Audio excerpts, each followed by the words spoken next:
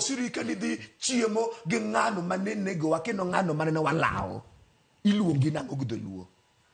Emomiyo wawacho ni jogo mane take advantage mar the Gen Z revolution mondo gidhi gikwago chiemo wang'eu kendo wabro lawu kendo sabro chopo makoro wabro golo aputh njiri. To wachako wawacho ni ya Trevor ineno ka MDD wacho gima gichung' ni otamogi ineno nyiso ni ya en lawa kwaya olose mondo ter ng'ato wuoth.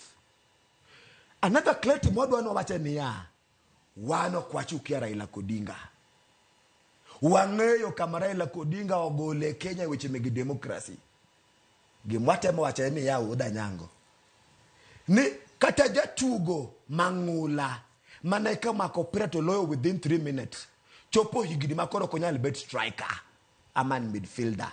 It's just common knowledge mondo koro play the technical role. Wadwaro jako mondo koro play role kaka advisor. Nuwach lwenye mwadhieni dwaro rawere giyude mayot.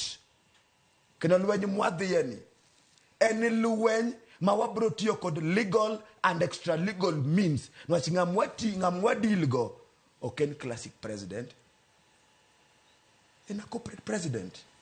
And a lot of people ma benefit ko mahundu madimbele and a lot of people ma support them to survive in the system. Okay. Marario wacho gima gichung' ni otamogi ngiso no solgi bomege nying bomege uniform bose doro wach kama some of the script one wacho ni movement ma bro loko Kenya ni any movement man got ideology.